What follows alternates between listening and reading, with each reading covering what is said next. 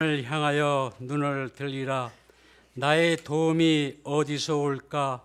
나의 도움이 천지를 지으신 여호와에게 소로다. 아멘. 할렐루야. 나의 힘이 되신 주 하나님을 찬양합니다. 우리 예배를 받으시는 하나님 참으로 감사합니다. 오직 주만 바라보며 믿음으로 살아보려고 고백하고 결심했지만 때때로 세상 소욕을 쫓아 살았습니다. 하나님 말씀보다는 내 생각이, 내 욕심이 앞서 허탄한 것에 마음을 두고 살 때가 더 많았음을 이 시간 고백합니다. 긍휼을 베푸시는 주님 간절히 구합니다. 주 예수 그리스도의 보혈로 덮어주시어 정결한 백성으로 나아가기를 기도합니다. 저희들에게 새해를 허락하셨사오니 새로운 믿음의 결단을 가지고 성령 하나님의 은혜 보좌 앞으로 무릎으로 나아갑니다. 우리 교회 하나님께서 말씀하신 줄 믿사오니 교회를 교회되게 우리 온 심령에 새기게 하시고 저희 온 성도들에게 건강한 교회, 거룩한 교회, 행복한 교회가 되어 그리스도의 풍성한 삶이 실천되기를 간절히 기도합니다. 아멘. 우리들의 믿음의 각오와 결단이 결탄코 허공을 치는 일이 없도록 임마누엘 하나님께서 저희들을 지켜 주옵소서. 아멘. 올해도 우리 교회 겨울 수련회를 허락하셨습니다. 연중 행사로 끝나지 않도록 먼저 말씀과 기도로 준비되어 우리 교회 다음 세대에 놀라운 부흥의 성에 은혜를 주옵소서. 아멘. 교육 부서마다 은혜와 진리로 충만한 생명들이 살아나며 회복의 은혜가 넘치는 다음 세대의 부흥을 주시기를 기도합니다. 이병렬 목사님을 주님의 은혜 가운데 붙들어 주시고 독수리 날개 치고 올라가듯 새 힘과 능력으로 함께하옵시며 목사님을 통하여 하나님 뜻이 온전히 이루어지게 하옵소서. 아멘. 이 시간 이성민 목사님 단위에 세우셨사오니 성령으로 충만케 하옵시며 한 해의 비밀한 말씀 듣기를 사모합니다. 말씀으로 말씀하옵소서. 저희들 더욱 주께 가까이 나아가게 하옵소서. 임마누엘 찬양대 은혜를 주시사 믿음으로 주님을 찬양합니다. 주님을 영화롭게 찬양되게 하옵시며 기뻐 받아 주옵소서. 아멘. 이 시간 예배 위에 성령으로 충만히 기름 부으시사 하나님의 영광으로 충만케 하옵소서. 우리 생명의 주인 되신 예수님 이름으로 기도합니다. 아멘. 아멘.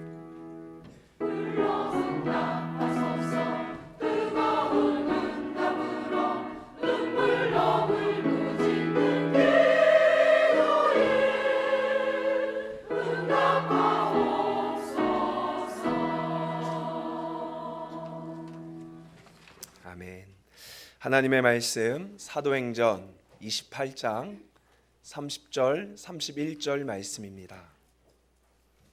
우리 짧은 두 절 말씀 한 목소리로 읽겠습니다.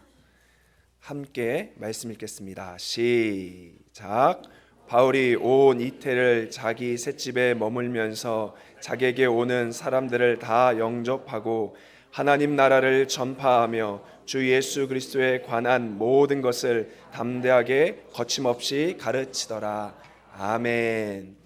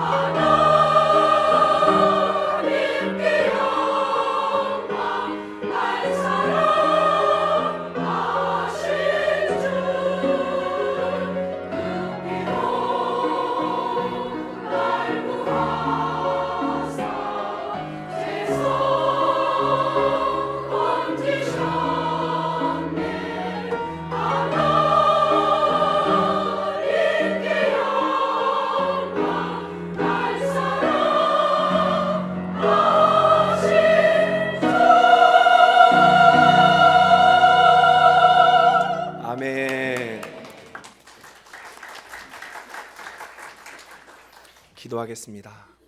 사랑의 하나님 아버지, 이 시간 우리의 귀한 찬양과 또 정성스러운 예물을 주님 손에 올려드립니다. 이 시간 예수의 이름으로 간청하오니 이곳에 성령을 부어주사 말씀과 더불어 역사하여 주옵소서. 2000년 전 사건이 나의 사건 되게 하여 주옵소서. 예수님의 이름으로 기도드립니다. 아멘. 할렐루야. 한번 따라합시다. 하나님의 나라가 이곳에 임하였습니다. 믿으십니까? 오늘 오후 예배 시간에는 말씀의 의미를 드러내는 강론이 아니라 우리 신앙생활에서 가장 중요한 두 가지 핵심 원리를 짧게 나눠보려고 합니다. 오늘날 수많은 신학자들은 2000년 교회사를 한 줄로 정의하면 바로 지성, 인텔렉트, 감성, 어펙트의 진자 운동이다 라고 정의를 내립니다. 여러분, 초대교회에 가면요 엄청난 성령 역사가 있었습니다. 이때 동시에 로마의 강한 핍박과 박해가 있었죠. 그래서 초대교회는 이 로마 제국을 향하여 우리가 믿는 신이 사이비가 아니라 진정한 하나님, 온 우주를 만든 하나님이심을 신학적으로, 지성적으로 변증할 필요가 있었습니다. 그래서 자연스럽게 우리 신앙의 중심이 지성으로 넘어온 것입니다. 그런데 문제는 사람이 이 지성만 강조하다 보면 마음이 메말라지기 시작하며 교회의 생명력을 잃어가기 시작합니다. 그래서 초대교회 약 2세기경에 이제 임박한 종말이 다가왔으니 우리는 하나님의 신비한 체험을 경험해야 된다라고 주장한 몬타누스주의가 일어납니다. 이들은 환상을 보고 예언을 말하고 방언을 말하면서 하나님의 나라가 가까이 왔음을 증거하였습니다. 근데 너무나 재밌는 것은 50년이 지났을 때 그 예언이 이루어집니까? 안 이루어집니까? 안 이루어지는 거예요. 그래서 자연스럽게 이 영성운동은 사그라들고 동시에 또다시 신앙은 체험이 아니라 하나님의 말씀의 진리를 알아야 돼. 영은 선하고 육은 악하다 해서 이 지성주의 이단인 영지주의가 또다시 일어납니다. 그래서 초대교회는 영성으로 갔다가 지성으로 갔다가 영성으로 갔다가 지성으로 가는 거죠. 그리고 4세기가 되면요 성 안토니라는 사람이 이집트 사막을 중심으로 또다시 영성운동인 사막교부 수도원 운동이 일어나기 시작합니다. 그리고 여러분 이제 중세교회로 넘어가 보도록 하겠습니다. 중세교회가 되면 약 11세기경에 따라합시다. 안셀름이라는 사람이 이렇게 말합니다. 신앙은 이해하는 것이다. 이것을 fides quaest intellectum, 바로 신앙은 지성이다 라고 주장하면서 하나님이 누구인지 예수님이 누구인지를 아리스토텔레스의 철학을 이용하여 지성주의 운동이 일어난 것입니다. 여러분 지금 배우는 기독교 강요나 이런 모든 뿌리들이 사실 요 11세기 이 스콜라주의 지성운동에서 나온 거예요. 그러다가 이들이 어떤 문제가 생깁니까? 신학적으로는 많이 알았지만 사람들이 논쟁하기 시작합니다. 중세교회 당시는요 바늘끝에 천사가 몇 명 올라갈 수 있을까? 막 이거 갖고 싸우는 거예요. 그러다 보니까 이에 대한 반발로 아이고 지친다. 그거 뭐가 중요하냐? 하나님만 제대로 만나야지 해서 14세기 후반에는요 다시 한번 신비주의 운동이 일어납니다. 에크하르트, 요한 타울러, 하을리 수소, 여러분 잘 아시는 토마스 아켄피스. 그래서 이들은 내적인 하나님의 음성을 듣는 것, 신적인 합일, 나는 죽고 오직 그리스도만 사는 이런 영성 운동이 막 일어나는 것이죠. 중세 역시 또 한 번 지성에서 감성으로 왔다 갔다 하는 거죠. 그러다가 여러분 교회사 가운데 이제 종교개혁 시대가 되면요 단 한 번, 교회사 가운데 단 한 번 따라합시다. 말씀과 성령이 만났다. 믿으십니까? 그래서 교회사 가운데는요 지성과 감성을 동시에 간중했습니다. 이것을 뭐라고 말하냐? 이것도 어렵지만 기억하셔야 돼요. 따라합시다. 스피리투스, 꿈베르보. 성령은 말씀과 더불어 역사한다. 믿으십니까? 성령의 역사는 말씀과 더불어 역사하는 거예요. 그 당시 카톨릭은요 성례, 세례와 성찬 이걸 강조했습니다. 그다음 종교개혁 당시 치빙글리라는 파는요 말씀만을 강조했어요. 그리고 제세례파는요 성령의 음성만을 강조합니다. 그러나 우리가 믿는 또 우리가 따르는 칼빈의 개혁주의는 성령은 말씀과 더불어 함께 역사한다는 것이죠. 그리고 나서 여러분 17세기 이제 근세 교회로 넘어가면요, 이 칼빈의 말씀을 아주 신학적으로 제대로 체계화시킵니다. 이걸 뭐라고 말하냐? 정통주의라고 말합니다. 이때 여러분 주일학교 때 배웠던 웨스트민스터 신앙고백, 그 다음에 도르트 신조, 이런 교리들이 아주 체계 잡고 나온 것입니다. 이 교리는 우리 가운데 아주 풍성한 말씀의 유산은 주지만 삶을 변화시키지 못했어요.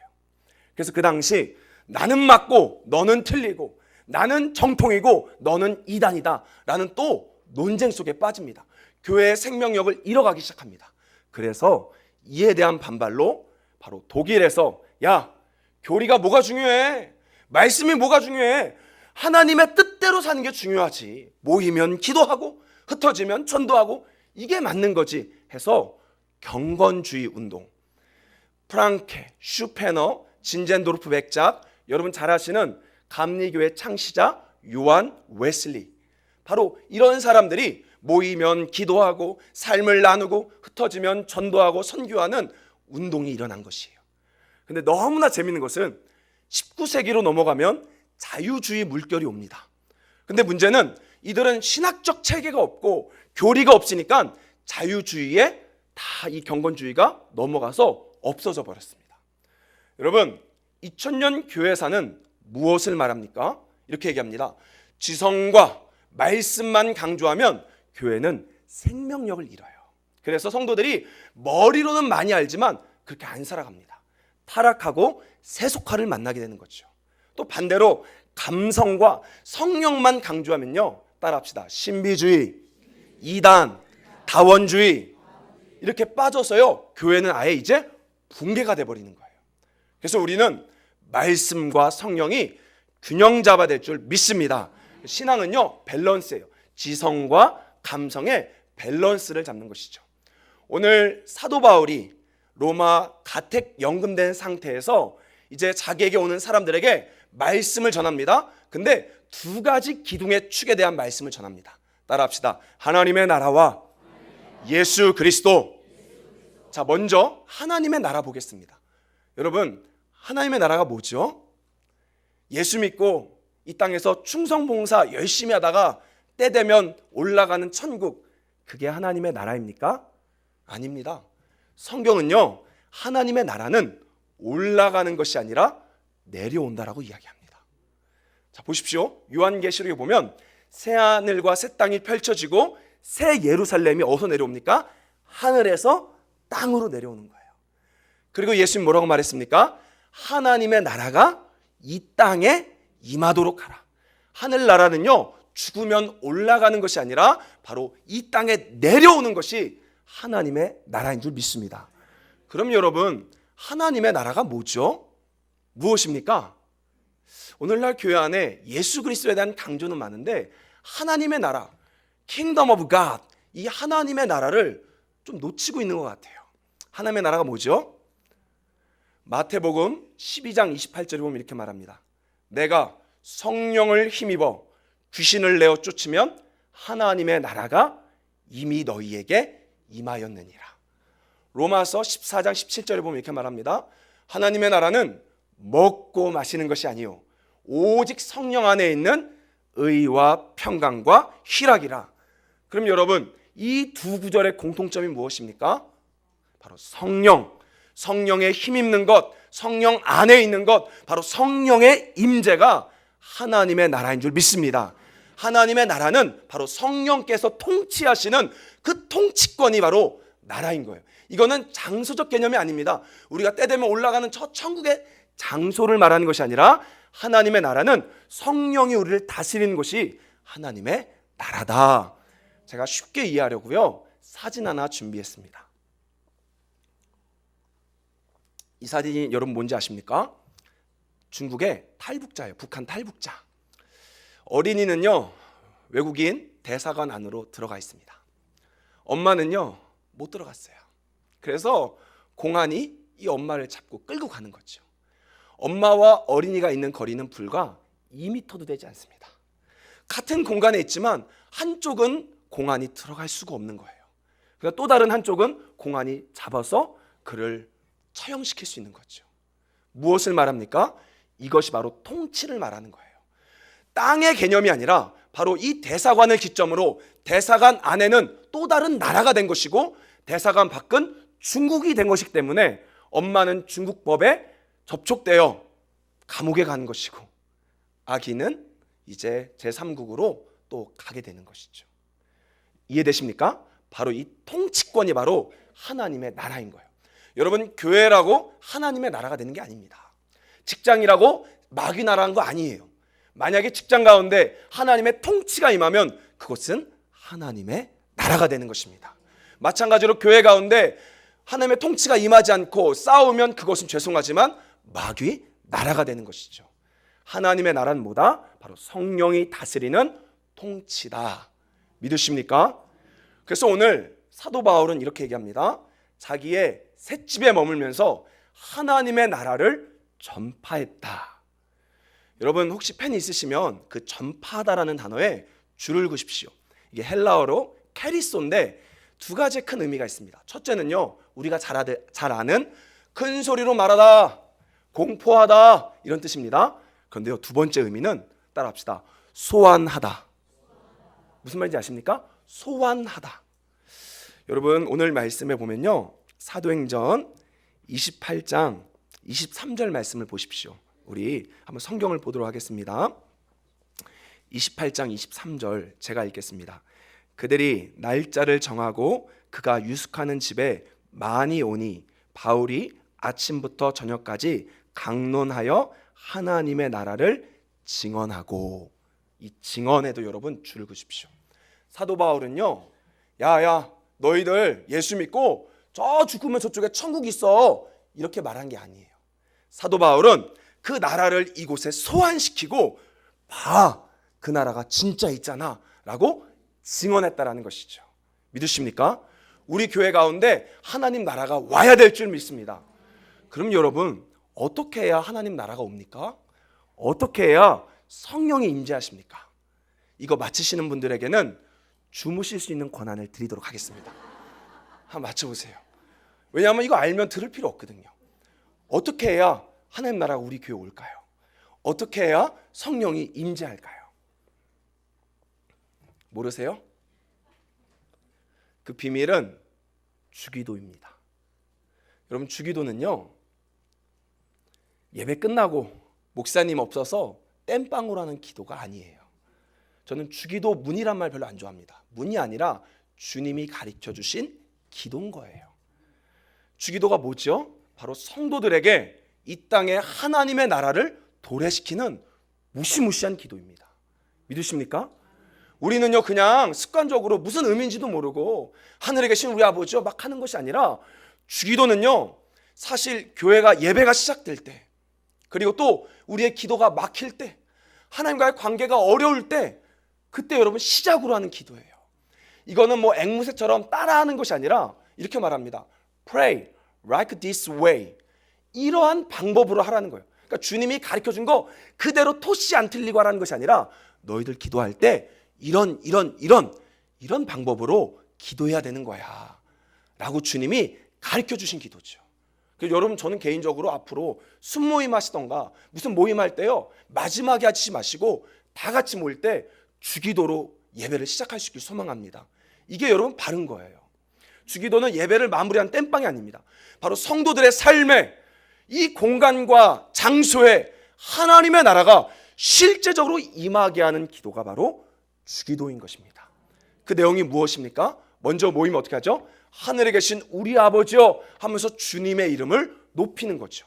그래서 여러분 항상 모일 때는요, 주님의 이름을 높이셔야 되는 거예요. 하나님의 이름이 영광받도록 여러분 간절히 기도하며 찬양해야 되는 것입니다.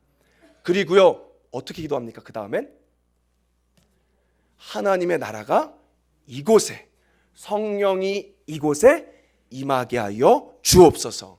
믿으십니까? 이것을 에피클레시스라 그래요. 따라합시다. 성령의 간청. 그래서 여러분 예배 시간에는요 반드시 에피클레시스가 있어야 돼요. 요즘에 교회들 보면요 땡 하면서 인내성이 있죠. 하늘의 문을 여소서, 이곳에 오소서, 이곳에 앉으. 이게 바로 에피클레시스를 말하는 겁니다. 예배 가운데 주님이 오시도록 여러분 기도해야 되는 거예요. 우리 교회 진짜 좋은 교회입니다. 믿으십니까? 제가 괜히 하는 말이 아니에요. 우리 합동측이 너무나 좋지만 약점이 있어요. 약점. 은사론을 중지하고 그 다음에 이 에피클레시스를 인정하지 않아요. 잘. 그래서 예를 들면 우리 총신대에서 배우는 학자들은요, 성령이 우리 안에 있는데 왜 또 와달라고 기도하냐, 이렇게 반대하는 사람들이 있습니다. 비비 워필드, 카이퍼, 바빙크, 이런 사람들이 그래요. 그런데 여러분, 웨스트민스터 신앙고백을 보면요, 따라합시다. 성령은 아버지와 아들로부터 영원히 나오신다. 아멘. 그래서 우리는 성령 한 번 받아서 끝나는 것이 아니라 늘 새롭게 부어주시기 때문에 이 공간에 부어달라고 에피클레시스를 해야 되는 것입니다. 여러분, 간절한 마음으로 그 기도할 때요, 하나님의 나라는 말에 있지 않고 능력에 있어요. 하나님 나라는요, 그냥 이곳에 임한 거야가 아니라 실제로 그것을 경험할 수 있는 것입니다. 하나님 나라가 임한 곳에 가면요, 막 예를 들어 문 열어 어느 교회 딱 갔는데 울컥하는 거죠. 막 그 자리에서 막 눈물이 폭포수 같이 쏟아지는 거죠. 또 막 기도가 나오고 몸이 주체할 수가 없는 거죠. 왜 그럽니까? 그 나라가 임할 때는요, 성령의 현현 나타남이 있는 거예요. 그때 우리는 소위 말하는 사도행전에 보면 성령이 임함에 저들이 방언도 하고 예언도 하였더라.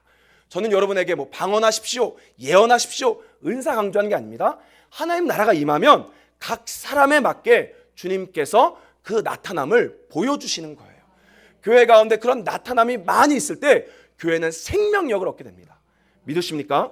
여러분, 교회 안에 기도 소리가 작아지면, 아멘 소리가 작아지면요, 교회는 침체합니다. 한번 전 세계 교회 보십시오. 부흥하는 교회치고 기도 소리 작은 교회 없어요. 기도가 살아나는 교회들은 다 부흥해요. 제가 새벽에도 한번 이야기했는데 이해가 안 되는 교회가 하나 있어요. 우리나라에 보면 여러분 연세중앙교회 아십니까? 거기 가면요, 이 말씀 들어보면 별 내용 없어요. 목사님 맨날 할렐루야 이렇게 말씀하시고 별 내용도 없는데, 근데 여러분 왜 역사하죠? 성도들이요, 아멘! 아멘! 믿으십니까? 교회 가운데 아멘 소리가 커지기 시작하고 기도 소리가 커지기 시작하면요, 교회는 부흥하는 거예요. 하나님의 나라가 임하면요, 신앙생활이 재밌어지는 것입니다. 그래서 먼저 사도 바울은 신앙생활에 가장 중요한 것은 너희는 먼저 그의 나라를 구해야 된다.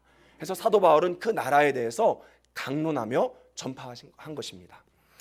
사실 막 이렇게 간증하는 게 좀 조심스러워요. 왜냐하면 부끄러운 일밖에 없기 때문에 그렇습니다. 제가 익산에 있을 때 고등부를 맡았어요. 고등부. 그때 한 아이들이 한 40명, 50명 정도 됐었는데 참 신기한 게요, 공부 열심히 한 애들은 전도를 잘 못해요. 근데 막 노는 애들은 전도 잘합니다. 노는 친구들 막 데리고 오니까. 그래서 한 노는 친구가 소위 말하는 일진인, 바지 하나, 일진인 한 아이가 친구를 데리고 오는데 막 15명, 20명씩 데리고 오는 거예요. 얘가 오면 70명이 되고 안 오면 50명이 되는 거예요. 그래서 내가 얘만 잡으면 교회 부흥하겠다 해서요, 죄송하게 기도도 안 하고 짱구를 굴린 거예요. 얘들한테, 얘들아 1박 2일 놀이하자 해서요, 교사들에게 삼겹살 30근 사라 그러고, 그래서 그 일진 아이들과 우리 교회 임원 아이들을 모아놓고 1박 2일 캠프를 열었습니다. 그래서 막 고기를 먹이고 나서요, 야 이제 축구하자, 축구 해서 축구하도록 내보냈어요. 1시간이 지났는데요, 한 아이가 막 다급히 달려옵니다. 왜 왔을까요? 싸움이 벌어진 거예요. 남자애들이 이렇게 몸싸움 하다가 감정 싸움 벌어져서요, 멱살 잡고 막 안경 부시고 난리가 난 거예요. 그러면서 아이들이 막 울면서요, 목사님 저 집에 갈게요 하면서 그 40명이었던 아이들이 한 반이 다 가버린 거예요. 그러면서 교사들과 저희가 딱 앉혀 있는데요, 너무 막 속이 상하더라고요. 얘네들 한번 부흥 좀 시키겠다고 고기 사서 캠프하고 논 게 그렇게 잘못인가 하면서 막 서러워서 울었습니다. 교사들이랑. 그때 얘기했어요. 우리가 뭐가 문제일까? 뭐가 문제길래 왜 이런 일이 벌어졌지? 하다가 내린 결론은 성령의 임재가 없다. 우리 고등부에 하나님의 임재가 없다 해서요, 너무 서러워서 교사들이 1시간 동안 그 자리에서 막 엉엉 울면서 하나님, 우리가 성령님 의지하지 않고 내 짱구 굴렸음을 회개합니다 하면서 막 기도했어요. 그리고 나서 1시간 지나고 나서 남아있는 아이들에게 야, 기도하고 싶은 친구들 들어와라 해서 2016년도였어요. 모여서 기도하는데 성령께서 그 공간을 만지시는데요, 생기가 임하더라고요. 생기. 이거 말로 표현하기 좀 어려워요. 하나님이 아주 강력한 생기가 임하기 시작하면서 아이들이 그 자리에서 쓰러지기 시작하고 방언을 말하기 시작하고 막 그 아들 안에는 내면에 있던 귀신들이 막 튀어나가는 역사들을 저는 봤습니다. 저는 그런 체험이 중요한 것이 아니라 하나님 나라가 임하면 그건 실제가 된다는 것이에요. 따라합시다. 생기야, 사방에서 불어와라. 우리 교회 가운데 생기가 가득 차길 소망합니다. 그래서 여러분, 하나님 나라가 임하도록 기도하셔야 돼요. 금요일날 좀 많이 오세요. 오셔갖고 진짜 간절한 마음으로 그냥 예배드리고 가는 것이 아니라 한번 진짜 우리 교회 가운데도 감당할 수 없는 그 생기, 하나님의 강력한 기름 부심이 와갖고 여러분 놀랍게 변화된 역사가 일어나길 소망합니다. 아까 여기 보니까 같이 찬양하니까 너무 좋더라고요. 금요일날 오시길 소망합니다. 이게 임재가 강해요. 와갖고요 한번 진짜로 하나님 나라 임할 때까지 한번 찬양하고 기도하길 소망합니다. 첫 번째 신앙의 원리, 성령의 임재, 하나님의 나라. 두 번째 신앙 원리, 사도 바울은 하나님의 나라를 전파하고 나서 뭐라고 말합니까? 우리 오늘 본문 31절 말씀 다시 한번 읽도록 하겠습니다. 31절 함께 읽겠습니다. 시작.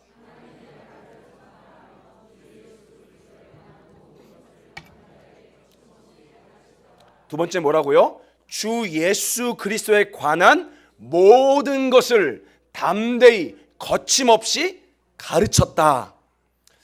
여러분, 예수님의 이름에는 그 이름 그 자체에는요, 죄송한 말이지만 능력이 없습니다. 무슨 뚱딴지 같은 소리야? 라고 볼지 모르지만 우리 스크린 한번 볼게요. 사도행전 19장 15절 16절 말씀 보십시오. 우리 함께 읽겠습니다. 시작.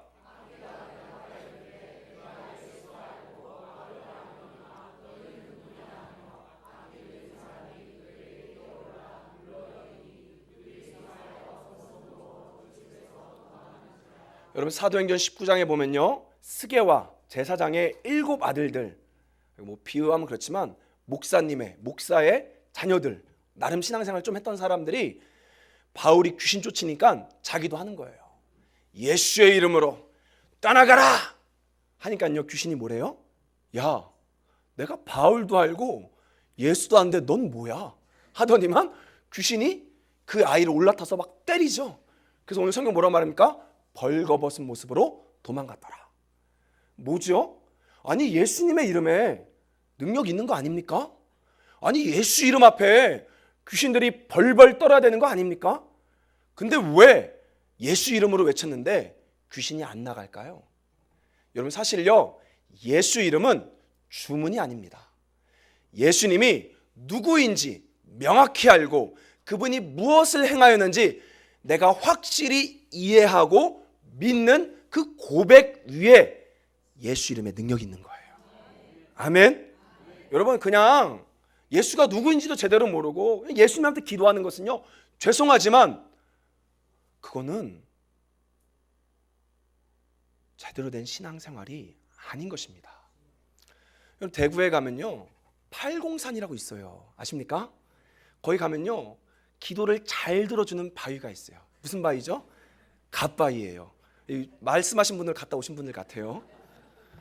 하도 용하다고 하니까요 막 사람들이 줄기차게 올라갑니다. 갓바위 올라가서 막 기도해요. 거기도 막 기도해요. 근데 저도 한번 가봤거든요. 기도하는 거 들어보면요 세 가지. 첫째, 건강하게 해주세요. 둘째, 자식 잘 되게 해주세요. 셋째, 물질 주세요.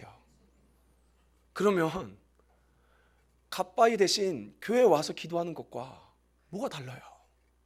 성도들이 자식 잘 되게 해주세요, 물질 주세요, 건강 주세요, 예수의 이름을 기도합니다. 이것과 죄송하지만 갓바위에서 기도하는 게 뭐가 다릅니까? 그 나쁘다는 거 아닙니다. 우리 가운데 물질도 있어야 되는 것이고 건강도 있어야 되는 것이고 자녀도 잘 돼야 되는 거예요. 그러나 그것에 앞서 그 예수님이 누구신지, 그 예수님이 우리 가운데 어떤 은혜를 주셨는지 그걸 먼저 명확히 이해하고 알아야 된다는 것이죠. 믿으십니까? 그래서 우리는 오늘 시간상 예수님이 누구인지는 다 아실 것 같아서 예수님이 무엇을 행하였는지를 짧게 보도록 하겠습니다. 따라합시다. 의와 거룩함을 우리에게 주셨다. 예수님이 행하신 일은요, 의와 거룩함을 주신 거예요. 의가 뭐죠? 저는 옛날에 성경 잘 모를 때는요, 그의 의를 구하라 하면 뜻인 줄 알았어요. 지금도 막 그렇게 생각하는 분들 있죠. 의는요, righteousness, 바로 올바른 관계를 말합니다. 여러분, 사이가 좋은 형제 뭐라 그러죠? 의가 좋은 형제다. 예수님이 여러분 가운데 오셔서 우리 가운데 주신 진정한 축복은 바로 그 의를 주기 위해 오신 것입니다. 하나님과 우리의 관계를 아주 좋게 만들기 위해 오신 거예요. 죄에 빠진 우리를 먼저 죄를 용서하기 위해 어떻게 했습니까? 예수님은 십자가에 죽으시고 부활하셨습니다. 그래서요, 우리는 지금 주님 앞에 용서해 주세요, 용서해 주세요 라고 비는 게 아니에요. 2000년 전 갈보리는요, 완전히 용서했습니다. 그래서 만일 우리가 우리의 죄를 인정하고 자백하면 그 죄가 2000년 전 갈보리로 전가되는 거예요. 다른 말로 이야기하면 용서를 누리는 것입니다. 이미 용서해줬기 때문에 죄만 고백하면, 진정으로 고백하면 그 용서는 오늘날 우리 가운데 적용되는 거예요. 근데 많은 사람들이요, 주님한테 미안하니까 회개를 안 하는 거예요. 예전에 한번 회개했는데 또 죄 지니까 좀 더 세게 해야 돼. 그때는 죄야, 죄야. 그리고 회개해서 용서받았습니다. 근데 또 죄 져요. 다음엔 더 세게 해야 돼. 죄야. 그러다가 이제 그만 때려치라 뭐 하고 회개 안 하는 거죠. 사람들이 어찌하여 아뢰 줄 모를까. 여러분, 고백하는 순간요, 2000년 전 갈보리는 그대로 적용되는 것입니다. 여러분의 죄와 사망과 저주는요, 그대로 적용되는 거예요. 그래서 먼저 우리는 주님 앞에 죄를 자백하는 것들을 배워야 하는 것입니다.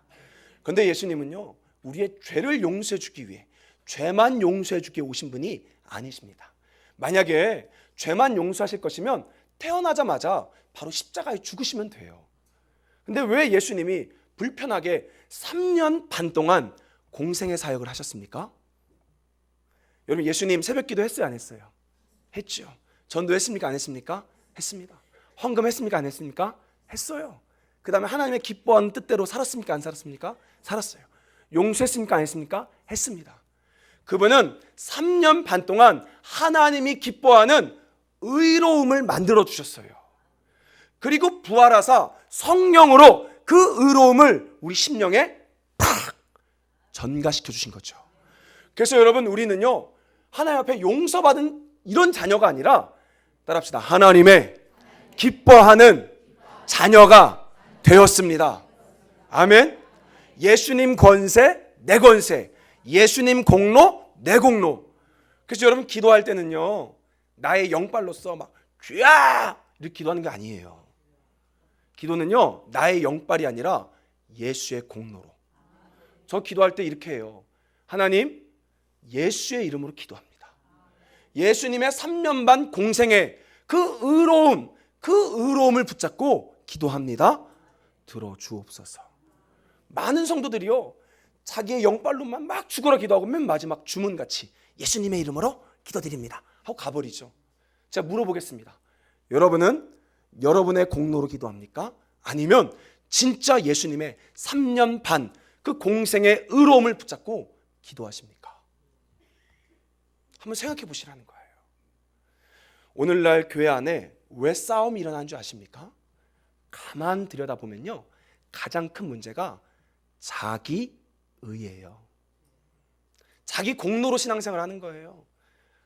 참 부끄러운데요, 예전에 있던 교회 하나는요, 그 교회를 창립한 권사님이 그랜드 피아노를 헌물하셨어요.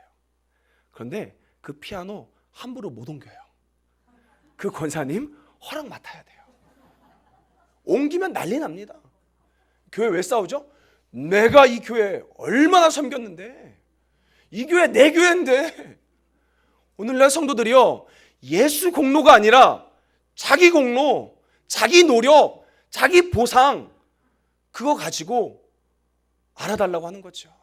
그래서 목사님 못 알아주면 막 서운해서 삐져갖고 얼굴도 안 봐요. 치! 하고 다른 교회 가요. 뭐 이 교회만 있나? 하고 가요. 내가 헌금을 얼마나 했는데. 여러분, 하나님이 응답하신 이유는요, 여러분이 새벽 기도해서, 여러분이 전도해서, 여러분이 장로여서, 여러분이 집사여서가 아니라 예수님의 공로 때문에 들어준 줄 믿습니다. 그래서 그 은혜가 너무나 커서 은혜 때문에 우리 봉사하는 거라고요. 내가 이만큼 섬겼는데 왜 우리 주님은 이럴까? 이거 아니에요. 예수님 때문에 은혜 주셨고, 그 은혜 받은 죄인, 그 은혜가 너무 커서 그때부터 봉사하는 거죠. 다시 복음 앞에 서길 소망합니다. 그 의를 붙잡길 소망합니다. 오늘부터 여러분 다시 하십시오. 오늘부터 다시 정리하십시오. 나 오늘부터 예수님의 공로만 붙잡을 거야. 나 오늘부터 예수의 의만 붙잡을 거야. 첫 번째, 바로 그리스도의 의의 전가. 예수님께서 그 의로움을 우리 가운데 주셨다. 두 번째, 아주 중요해요. 두 번째 뭐라 그랬죠? 거룩함을 주셨다. 성경에 보면요, 예수님께서 십자가에 죽으실 때 예수님만 죽은 게 아니에요.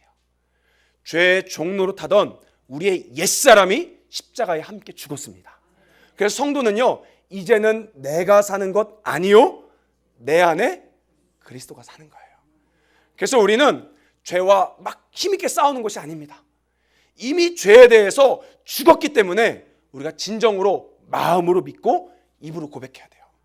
권사님들 보면 아이고 내가 안 죽었어 하신 분 있어요. 그분은요, 죄송하지만 십자가의 왼수입니다. 성경은요, 따라합시다. 이미 죽었다. 그거 믿으세요. 지금 막 짜증이 나요. 지금 똑같이 죄를 짓습니다. 이때 여러분 속으면 안 돼요. 성경은 말합니다. 우리의 죄의 종로로 타던 옛사람이 예수와 함께 십자가에 죽었으니 이제 죄에서, 죽은 자가 죄에서 벗어나 하나님 앞에 거룩하게 설 수 있게 되었다라고 말하죠. 그래서 여러분, 우리는요, 이 땅에서 날마다 우리의 죄와 싸울 때마다 나는 이미 십자가에 죽었습니다. 내 안에 예수님, 당신이 살고 있습니다 라고 고백하시는 거예요. 보면요, 제가 지난번에도 이야기했지만 왜 한국교회 가운데 오늘날 수많은 목회자, 또 수많은 신앙인들이 타락하고 넘어집니까? 그들이 기도 안 한 거 아니에요. 기도 많이 합니다. 큐티 안 한 거 아닙니다. 큐티 했어요. 왜 넘어지죠? 따라합시다. 예수와 연합하지 않아서. 그래서 여러분, 우리 신앙생활은요, 매 순간 사도 바울이 얘기하잖아요. 나는 날마다 죽노라. 날마다만 하면 안 돼요. 나는 매 시간 매 순간 예수와 함께 죽었노라 라고 여러분 고백하기 시작할 때요, 내가 만든 열매, 그게 아니라 내 안에 진정으로 예수의 열매가 일어나기 시작하는 거예요. 저는요, 목사 안수 받으면 바뀔 줄 알았어요. 진짜로요. 저도 성격 꽤 하거든요. 목사가 되면 바뀔 줄 알았습니다. 바뀔까요? 안 바뀌어요. 사람은 소망이 없습니다. 우리 인간은요, 바뀌지 않아요. 근데 성경에 보니까요, 그 모든 복음의 능력은, 그 축복은 어디 있다? In Christ, 예수님 안에 줬더라고요. 그래서 성도들은요, 내가 바뀌는 것이 아니라 내가 예수 안으로 들어가야 되는 거예요. 예수 안에 들어갈 때는요, 여러분, 그 안에 진정한 거룩한 예수님이 있기 때문에 죄가 없어지는 것입니다. 근데 그걸 놓치는 순간 또다시 넘어지는 거예요.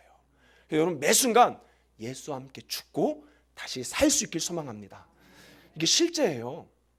제가 처음 우리 학생부 사역할 때요, 담배를 못 끊는 아이 하나 있었어요.